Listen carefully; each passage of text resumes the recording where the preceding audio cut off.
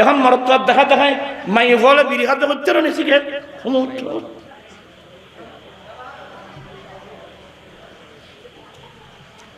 বলুন অনেকে এই মোবাইল এই উগ্র মোবাইলের ভিতর ব্যাগিন আছে একটা মোবাইল ও ডক্টর ইকবালের কথা মনে করে এক উল্লু কাফি হ্যায় वैरान गुलिस्तान के लिए एक उल्लू काफी है वैरान गुलिस्तान के लिए लाखों उल्लू बैठे तू अंजाम गुलिस्तान क्या होगा डॉक्टर इकबाल বলছেন যে একটা সুন্দর সাজানো গোছানো বাগানের সৌন্দর্য নষ্ট করতে হলে একটা ফেসাই যথেষ্ট কি মানে আমার নবীর এই বাগানকে নষ্ট করার জন্য একটা মোবাইলেই যথেষ্ট একটা মোবাইল যথেষ্ট লাখো উল্লু बैठे तो अंजाम गुलिस्तान क्या होगा যেখানে যে স্থলে একটা বাগানের সৌন্দর্য নষ্ট করতে হলে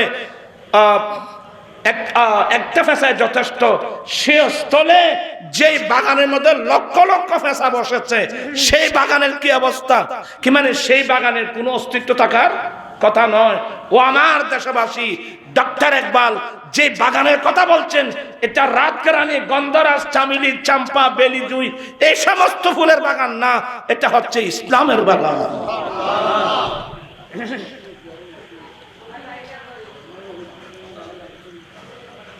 এই ইসলামের বাগানকে ধ্বংস করার জন্য লক্ষ লক্ষ ভাষা ঘরে বাইরে সমাজে রাষ্ট্রে আন্তর্জাতিক ভাবে চক্রান্ত শুধু ইসলামকে কতক্ষণ কোরআনের উপর আঘাত কতক্ষণ আমার নবীর শানে বেয়াদবি কতক্ষণ ইসলাম নিয়ে কটূক্তি আমাদের দেশে নীরবে ইসলাম থেকে দূরে সরাই নেওয়ার জন্য অনেকগুলো এনজিও সংস্থা আছে আমেরিকা ইউরোপের অনেক এনজিও সংস্থা এই দেশের দরিদ্র মানুষের দরিদ্রতার সুযোগ নিয়ে আমাদের সেবার নাম দিয়ে অনুদান দিয়ে কোটি কোটি কোটি কোটি টাকা আর সুদের টাকা নিয়ে শুধু নিচ্ছে তাই না তোমাকে গরু দেব টিন দেব ছাগল দেব এই করব এভাবে করে করে কয় লক্ষ মানুষকে খ্রিস্টান বানিয়েছে খবর আছে এখান থেকে 5 বছর আগের হিসাব 4,19,000 কতজন মানুষ খ্রিস্টান হয়ে গেছে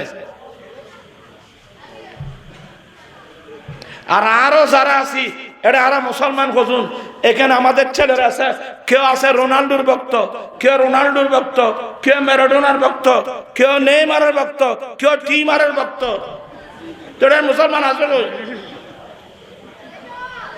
হয়তো শুনতে বিশ্রী কথা কিন্তু সত্য আজকে ছেলেরা মাথার চুল রাখতেছে নেইমারের মতো কেউ টিমারের মতো আমি কি ভুল বলছি অনেক মহিলারা পর্যন্ত নেইমারের পক্ষে বাজি ধরতেছে রোনাল্ডোর পক্ষে বাজি ধরতেছে লক্ষ লক্ষ টাকা ব্যয় করতেছে কেউ আর্জেন্টিনা কেউ ব্রাজিলের পক্ষ হয়ে লক্ষ লক্ষ টাকা ব্যয় করতেছে কিয়ামতের মাঠে কেউ নবীর সামনে মুখ দেখাতে পারবে না ঠিক ঠিক আমার এটা কারো বাজ করি বাইনার কাছে দৈন্য বেশি লাভ কি আমি এদিন আসলাম অসুস্থ শরীর নিয়ে ওরা আমাকে কাতারের বিষ একটা পাঠিয়েছেন গেলাম 10-15 দিনের জন্য গোটা কাতার শহর ঘুরলাম এখানে আমাদের অনেক ছেলেরা আছে আমাকে যেখানে নিয়ে গেছেন গ্যারেজ বলেন তারপরে বিভিন্ন দোকান বিভিন্ন গ্যারেজে নিয়ে গেল সবার চেহারা মলিন সবার চেহারা মলিন হুজুর আমরা করোনাকালীন সময়ও এই কষ্ট আমরা পাই নাই করোনাকালীন সময় তোমরা কষ্ট পাও নাই বলে এই বিশ্বকাপ খেলার পর থেকে আমরা যে কষ্ট পাচ্ছি দোকান ভাড়া দিতে পারছি না শ্রমিকদের বেতন দিতে পারছি না এই দুরবস্থা জীবনে কোনোদিন দেখি নাই আমি বলে এখন বুঝে আসছে বলে বুঝার সময় নি, আমরা তোমরা তো কোরআন হাদিস পড়ো নাই।